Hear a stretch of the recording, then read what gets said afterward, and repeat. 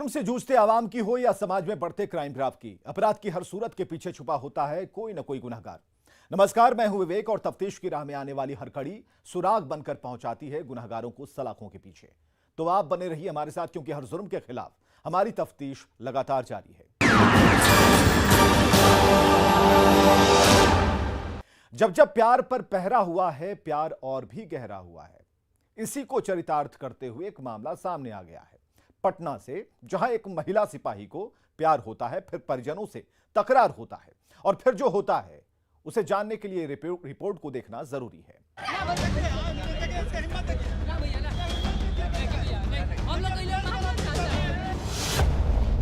बंद कमरे में मिला खाकी का प्यार, खुला दरवाजा तो मचा बवाल, लव का लफड़ा इश्क ने जकड़ा, दुश्मन बना परिवार थाने पहुंचा प्यार। राजधानी पटना के सड़कों पर लोगों की भीड़ और उस हुजूम में दुपट्टे से चेहरा छिपाकर भागती ये युवती कोई आम लड़की नहीं है। ये एक बढ़ते बिहार की महिला सशक्तिकरण की मिसाल है, जो जान पर खेलकर जनता की रक्षा करती है। इससे तो आप समझ ही गए होंगे कि ये एक जांबाज महिला सिपाही है। जब वो वर्दी पहनकर पटना की सड़कों पर निकलती होगी तो अच्छे अच्छे आशिक और अपराधी देखकर अपना रास्ता नाप लेते होंगे, लेकिन आज ये खुद अपने ही प्यार के लिए गुनहगार बन गई है और परिवार दुश्मन बन बैठा है। कहते हैं कि प्यार की ना कोई उम्र होती है और ना ही कोई सीमा। खता निगाहों की होती है और सजा दिल को मिलती है। दीवानगी में भला ये कौन सोचता है, कोई मिसाल बन जाता है तो कोई बदनाम हो जाता है। कुछ ऐसा ही हुआ है इस जांबाज महिला सिपाही के साथ, जहां वर्दी को दरकिनार करते हुए आशिकी की ऐसी पटकथा लिखी है जिसमें परिवार प्यार का दुश्मन बन गया है। वो खुद गुनहगार बन गई और देखते देखते मोहब्बत थाने पहुंच गई। लव का ये लफड़ा लड़ाई का रूप ले लिया। दरअसल घटना के बारे में बताया जाता है कि महिला सिपाही पिछले 4 सालों से राजाबार में अपने प्रेमी के साथ किराए के मकान में रह रही थी, जो परिवार को नागवार गुजर रहा था। शुक्रवार की रात महिला सिपाही के परिजन अचानक आधमके और कमरे का दरवाजा नॉक करने लगे। जब दरवाजा खुला तो अंदर में जो दिखा, उसके बाद परिजन आग बबूला हो उठे। आशिक की जमकर पिटाई कर दी। देखते देखते हंगामा सड़क पर आ पहुंचा। लोगों की भीड़ इकट्ठा हो गई। उसके बाद मामला महिला थाने जा पहुंचा। प्रेमी प्रेमिका के बारे में बताया जा रहा है कि दोनों छपरा जिले के रहने वाले हैं। महिला पटना जिला बल में तैनात है, जबकि आशिक प्राइवेट कंपनी में काम करता है। दोनों एक दूसरे से शादी करना चाहते हैं, लेकिन महिला सिपाही के परिजन मानने को तैयार नहीं है। इधर माशूका अपने जिद पर अड़ी है और कह रही है कि शादी करूंगी तो इसी से। अब सवाल यह है कि क्या इश्क करना गुनाह है? क्या बालिग होने पर शादी करना अपराध है? दोनों की रजामंदी के बाद बंदिशें क्यों? परिवार क्यों बना प्यार का दुश्मन? मोहब्बत पर दकियानूसी सोच का पहरा कब तक? ये वो तमाम सवाल हैं जिसका जवाब प्यार समाज और परिवार से मांग रहा है। अब ऐसे में यह देखना होगा कि महिला सिपाही की मोहब्बत को मुकाम हासिल होता है या समाज के दबाव में ये आशिकी अधूरी रह जाती है। न्यूज़ 18 के लिए पटना से संजय कुमार की रिपोर्ट। क्या बाल सुधार गृह में बाल कैदी सुरक्षित हैं? तो जवाब होगा नहीं, क्योंकि आरा से जो सनसनीखेज खबर आई है वो सरकारी सुरक्षा की दीवार पर सवाल खड़े कर रही है। बाल कैदी की मौत से मचा हड़कंप। बाथरूम में गमछे से लटका मिला शव। अफरा तफरी के बीच 10 बाल कैदी फरार। सुरक्षित नहीं सरकारी दीवार। प्रवेक्षण गृह भोजपुर आरा। ये वो सरकारी दीवार है जिसके अंदर बाल कैदियों को सुधारने के लिए रखा जाता है, जिसकी पूरी जिम्मेवारी बाल सुधार गृह के अधीक्षक की होती है।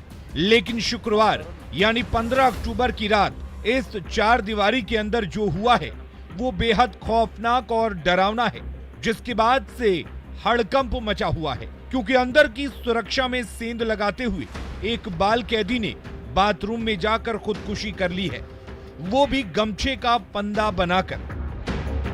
घटना के बारे में बताया जा रहा है कि शुक्रवार रात करीब 7:30 बजे हर रोज की तरह माता रेखा देवी ने सभी बाल बंदियों को खाना दिया। खाना खाने के बाद मोनू बाथरूम गया और दरवाजा बंद कर लिया। उसके बाद उसने गले में गमछा बांधकर फांसी लगा ली। कुछ देर बीत जाने के बाद जब बाथरूम का दरवाजा नहीं खुला तो अन्य बाल बंदियों ने शोर मचाना शुरू कर दिया।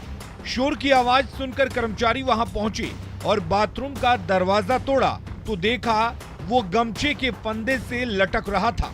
आनन फानन में उसे सदर अस्पताल ले जाने लगे, लेकिन रास्ते में ही उसने दम तोड़ दिया। यही वो बाथरूम है जहां बक्सर से आए बाल कैदी ने फंदा लगाकर आत्महत्या कर लिया था। कमरे की हालत देखकर आप सहज अंदाजा लगा सकते हैं कि यहाँ किस तरह की व्यवस्था और सुरक्षा है। मामला है सर कि ये जुवेनाइल में था, रिमांड होम बक्सर जिले से निवास है और यह खुद जेल में अपने थाने में सरेंडर किया। FIR गार्जियन पर दबाव होने लगा थाना प्रभारी के द्वारा। बाल किशोर गृह के प्रभारी अधीक्षक रविशंकर वर्मा ने बताया कि बाल पर्यवेक्षण गृह में 87 बाल बंदी हैं। इनमें 14 बाल बंदी क्वारंटीन रूम में रहते हैं। इसी में वो भी था। उसे अपहरण के मामले में 6 अक्टूबर को बाल सुधार गृह में लाया गया था। इससे पहले भी वो फिनाइल पीकर जान देने की कोशिश कर चुका था। तब डॉक्टरों की मदद से उसे बचा लिया गया था, लेकिन इस घटना ने बाल सुधार गृह के सुरक्षा को सवालों के कटघरे में लाकर खड़ा कर दिया है। परिजन हत्या की ओर इशारा कर रहे हैं। सुसाइड के पीछे का सच क्या है ये बाल सुधार गृह के अधिकारी ही बता सकते हैं, लेकिन वो खुदकुशी पर अड़े हैं। सुसाइड होने के साथ उसका सिर में जो जख्म है, सुसाइड किया है तो फिर सिर में जख्म कैसे है? ठीक है, गेट बंद किया होगा, आप कहीं धक्का देकर खोले, गिरा, सिर में जख्म हुआ। फिर दोनों आई के पास, एब्रो के पास बहुत ज्यादा जख्म है। वो कैसे जख्म है? यही वो गमछी है जिस गमछे से वो लगा, लेकिन उनके दोनों आईब्रोज पे चोट और पीछे भी चोट है। वो गिरने की वजह से संभव हुई थी। अब पोस्टमार्टम रिपोर्ट आएगा, उसमें सब चीज क्लियर होगी। इधर मौके का फायदा उठाते हुए सुरक्षा में सेंध लगाते हुए सुधारगिरी में रह रहे 10 बाल कैदी मेन गेट को तोड़कर फरार हो गए हैं, जिसके बाद विभाग के अधिकारियों को मुंह दिखाना मुश्किल हो गया है। हालांकि 3 बाल कैदी वापस लौट आए हैं, लेकिन अभी भी 7 फरार हैं, जिसका अब तक कोई सुराग नहीं मिला है। इससे आप समझ सकते हैं कि सुधारगिरी की ये सरकारी दीवार कितनी मजबूत है और कैदी कितने सुरक्षित हैं। न्यूज़ 18 के लिए आरा से हिमांशु प्रवीण की रिपोर्ट। वो गई थी मेला देखने, लेकिन उसे पता नहीं था कि उसका पीछा मौत कर रही है। समस्तीपुर की इस सनसनीखेज वारदात ने सबको दहला कर रख दिया है। 8 साल की मासूम बच्चे की लाश मिलते ही हर तरफ सनसनी है।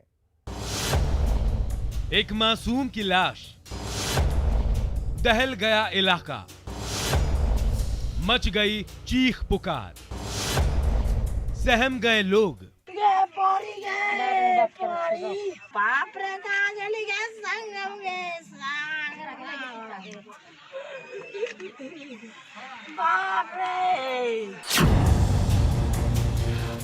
परी रे परी, बाप रे बाप। ये माँ अपनी लाडली बेटी को उठाने की कोशिश कर रही है, जो सदा के लिए मौत के आगोश में सो चुकी है। रो रो कर इस माँ की आंखें भी सूख चुकी हैं। बस अब सिसकियां ही निकल रही हैं। सोचिए इस माँ पर क्या गुजर रही होगी। सोचने भर से ही पूरे शरीर में सिहरन दौड़ जाती है। जब पूरा देश माता रानी की भक्ति में डूबा हुआ था, जब नवरात्र के महानवमी की चारों तरफ धूम मची थी, लोग माँ दुर्गा की आराधना में जुटे थे, कन्या पूजन कर रहे थे, मेला लगा हुआ था, भारी भीड़ जमा थी, लोगों के आने जाने का सिलसिला चल रहा था। लोग खुशी खुशी इस मेले का आनंद भी ले रहे थे। लेकिन इन सब से बेखबर कुछ दरिंदे घात लगाए बैठे थे एक खौफनाक वारदात को अंजाम देने के लिए, और वो दरिंदे अपने मंसूबे में कामयाब भी हो गए, जिसके बाद इस पीड़ित परिवार में मातम छा गया।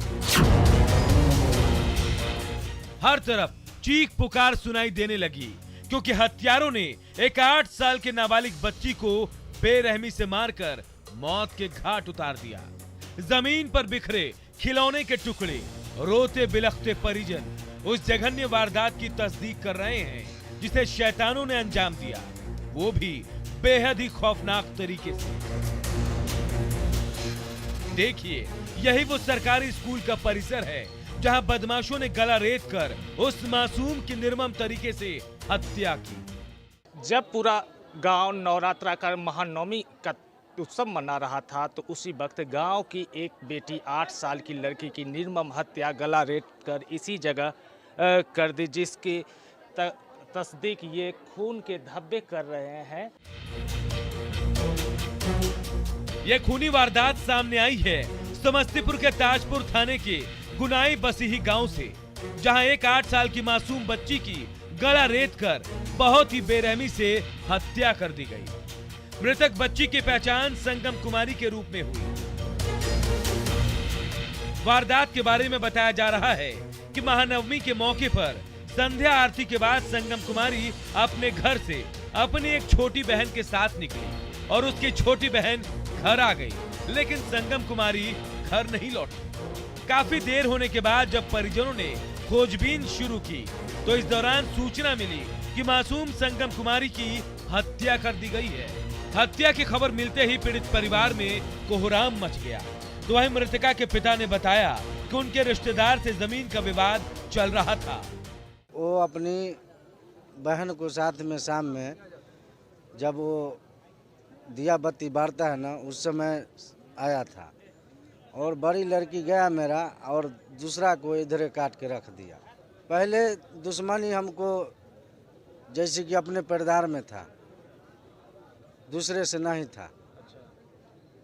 और क्या लगता है इसके द्वारा ये किया? अब इसको हम अनुमान हम नहीं लगा सकते हैं, लेकिन हमको तो परिवार से अपना झगड़ा था। अब ये चारों 22 टोला का जगह है, तो उस सब से तो हम नहीं लड़ने वाले हैं। एक छोटी बच्ची की मौत की ये खबर पूरे इलाके में जंगल की आग की तरह फैल गई। मौके पर लोगों की भीड़ लग गई। पूरा गांव इस वारदात को लेकर सन्न था, क्योंकि जिस बेरहमी से हत्यारों ने बच्ची को मारा है, वो वाकई रूह कपाने वाली है।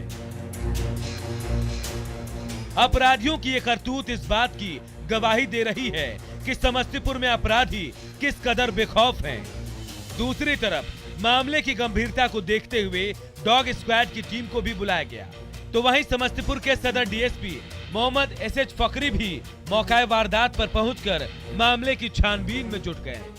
कार्रवाई चल रही है, अनुसंधान जारी है। जो भी अपराधी हैं वो बचेंगे नहीं, उनको जल्दी गिरफ्तार कर लिया जाएगा। हमारा अनुसंधान जारी है। सर, कुछ कारण सामने आया है? अभी तक कुछ कारण नहीं है। कुछ लोग आपसी रंजिश बता रहे हैं, तरह तरह की बातें हो रही, लेकिन हमारा जो अनुसंधान का तरीका है उससे हम लोग अनुसंधान कर रहे हैं। जो भी अपराधी हैं उनको गिरफ्तार कर लिया जाएगा।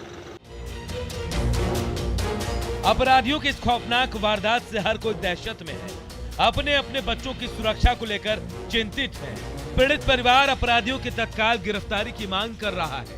पुलिस को भी चाहिए कड़ा एक्शन ले, ताकि अपराधियों को उनकी करतूतों की सजा मिल पाए। फिलहाल पुलिस इस मामले की गहराई से छानबीन कर रही है, लेकिन अभी तक पुलिस हत्यारों तक नहीं पहुंच पाई है। अब ये तो खुलासा पुलिस की जांच के बाद हो पाएगा कि आखिर वो कौन है शातिर अपराधी, और क्यों इस छोटी बच्ची को बेरहमी से उन लोगों ने मार डाला। न्यूज 18 के लिए समस्तीपुर से मुकेश कुमार की रिपोर्ट।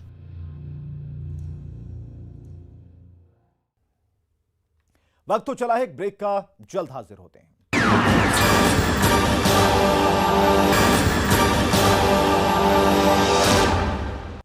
झारखंड के रामगढ़ में बेखौफ अपराधियों ने खूनी खेल खेला, जहां एक निजी बैंकिंग कंपनी के प्रभारी शाखा प्रबंधक की धारदार हथियार से काट कर निर्मम हत्या कर दी। वारदात के बाद मृतक के परिजनों में कोहराम मच गया है।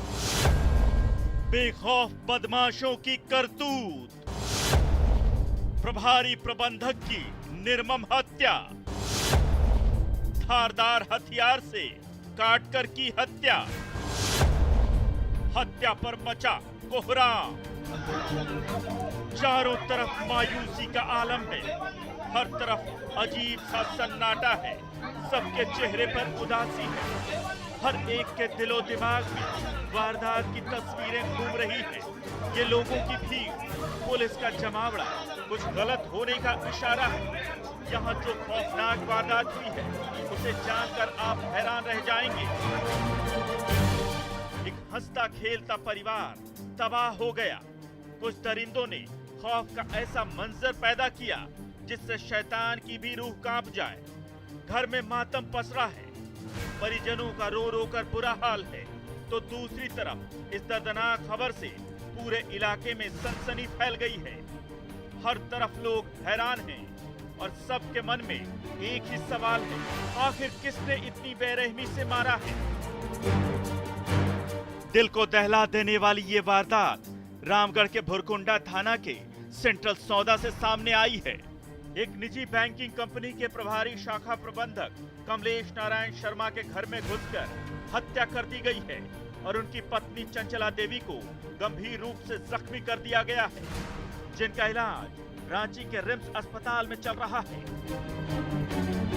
वारदात के बारे में बताया जा रहा है कि मृतक कमलेश शर्मा और उनकी पत्नी कमरे में सोए थे, तभी अपराधी खिड़की तोड़कर अंदर घुस आए और धारदार हथियार से कमलेश नारायण शर्मा की हत्या कर दी। अभी जो सूचना मिली है वो हत्या के बारे में सूचना मिली है। जैसा आप देख रहे हैं यहाँ पुलिस की पूरी टीम आ चुकी है, हम खुद यहाँ मौजूद हैं। तो जो एविडेंस मिला है, मैं एक्चुअली खुद अभी डेड बॉडी नहीं देख पाया हूँ बिकॉज उसको थाना ले जाया गया है, लेकिन अभी तक जो लोग यहाँ इन्फॉर्मेशन दे रहे हैं उसमें ये क्लियर कट हत्या का मामला प्रतीत होता है। रामगढ़ के एसपी प्रभात कुमार ने घटना की पुष्टि की है। पुलिस सभी मामलों पर गहराई से जांच कर रही है और जल्द ही मामले का खुलासा करने का दावा कर रही है। पुलिस इसमें पूरी तरीके से जांच पड़ताल कर रही है और जो भी सच्चाई होगा वो सामने लाया जाएगा और जो भी इसमें अपराधी इन्वॉल्व होंगे उनको जल्द से जल्द हम लोग गिरफ्तार करके उचित कार्रवाई करेंगे। सर क्या चीज़ हत्या किया गया सर? जैसा मैंने आपको बताया है कि अभी मैं अपने से डेड बॉडी देखा नहीं हूँ तो अभी बता नहीं सकता हूँ। जैसा यहाँ लोग बता रहे हैं कि किसी धारदार हथियार से हत्या किया जाना प्रतीत होता है। अब देखने वाली बात होगी कि इस मौत के खेल को पुलिस कब तक सुलझा पाती है या फिर जांच के नाम पर सिर्फ खाना पूर्ति करती है। हत्या चाहे किसी भी वजह से हुई हो, लेकिन जरूरत इस बात की है कि पुलिस हत्यारों को जल्द से जल्द पकड़कर सलाखों के पीछे पहुंचाए ताकि पीड़ित परिवार को न्याय मिल सके। न्यूज 18 के लिए रामगढ़ से जावेद खान की रिपोर्ट। दिल्ली से गिरफ्तार पाकिस्तानी आतंकी अशरफ अली ने स्पेशल सेल की टीम से पूछताछ में बड़ा खुलासा किया। अशरफ ने बताया कि किशनगंज में उसका पहचान पत्र बनाने में सरपंच ने मदद की। नूर नाम के शख्स ने उसे सरपंच से मिलवाया। कौन है आतंकी अशरफ का दोस्त नूर आलम?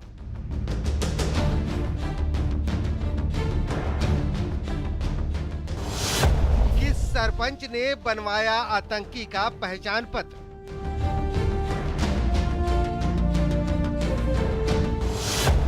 बिहार में और किस किस ने की आतंकी की मदद?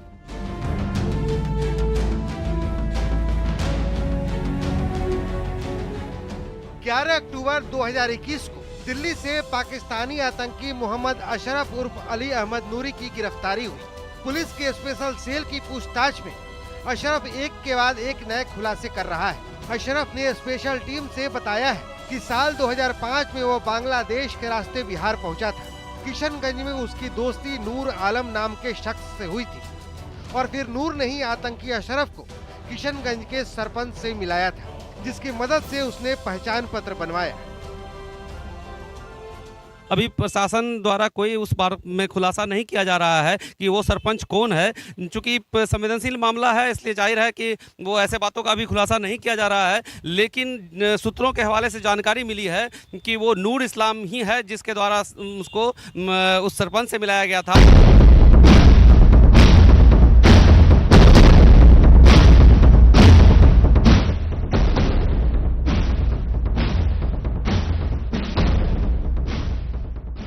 किशनगंज में बनी आईडी के आधार पर अशरफ ने भारत का पासपोर्ट बनवाया और कई देशों की यात्रा की।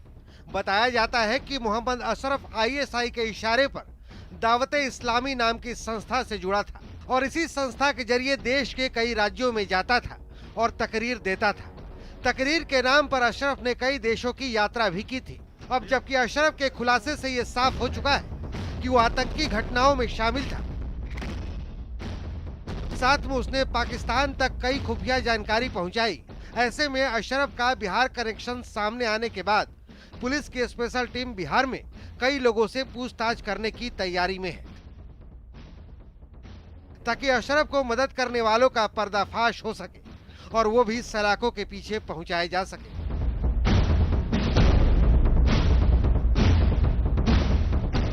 न्यूज़ 18 के लिए किशनगंज से आशीष सिन्हा के साथ ब्यूरो रिपोर्ट।